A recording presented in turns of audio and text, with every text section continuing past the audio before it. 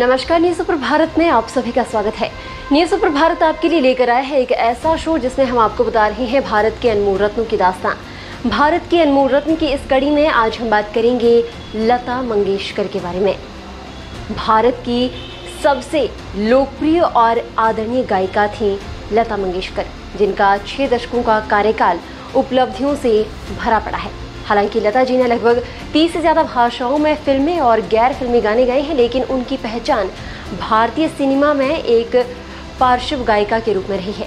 अपनी बहन आशा भोसले के साथ लता जी का फिल्मी गायन में सबसे बड़ा योगदान रहा है। लता जी की जादुई आवाज़ के सभी दीवाने थे। उनकी जादुई आवाज़ की भारतीय उपमहाद्वीप के साथ साथ पूरी दुनिया में दीवाने हैं। टाइम पत्रिका ने उन्हें भारतीय पार्श्व गायन की अपरिहार्य और एक छत्र साम्राज्ञी स्वीकार किया है। भारत सरकार ने उन्हें भारत रत्न से सम्मानित भी किया है। इनकी मृत्यु कोविड से जुड़ी जटिलताओं से 6 फरवरी 2022 रविवार माघ शुक्ल पक्ष पंचमी तिथि को हुई, जो कि मुंबई के ब्रीच कैंडी हॉस्पिटल में हुई। वे कुछ समय से बीमार थी। उनकी महान गायकी और सुरमई आवाज़ के दीवाने पूरी दुनिया में हैं। प्यार से सब उन्हें लता दीदी कहकर पुकारते हैं। वर्ष 2001 में इन्हें भारत के सर्वोच्च सम्मान भारत रत्न से सम्मानित किया गया था। मध्य प्रदेश के इंदौर शहर में सबसे बड़ी बेटी के रूप में पंडित दीनानाथ मंगेशकर के मध्यवर्गीय परिवार में इनका जन्म हुआ।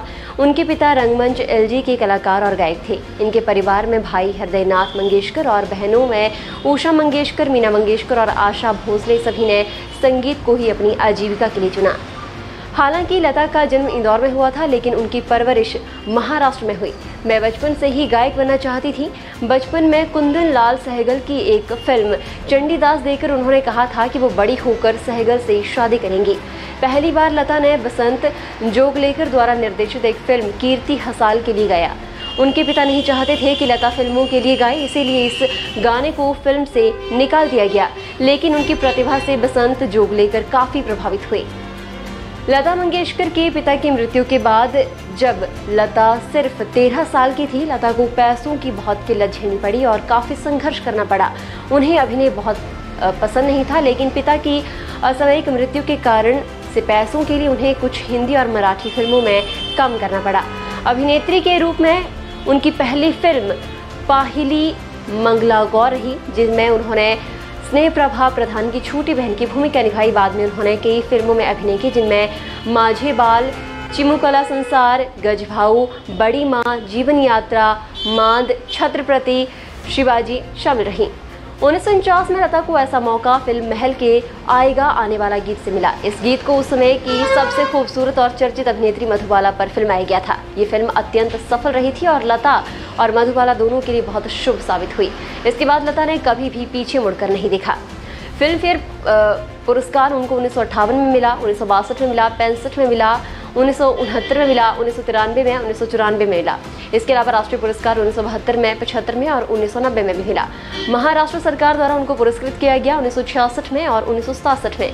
1969 में पद्म भूषण मिला। 1974 में दुनिया में सबसे अधिक गीत गाने का गिनीज बुक रिकॉर्ड उनके नाम रहा।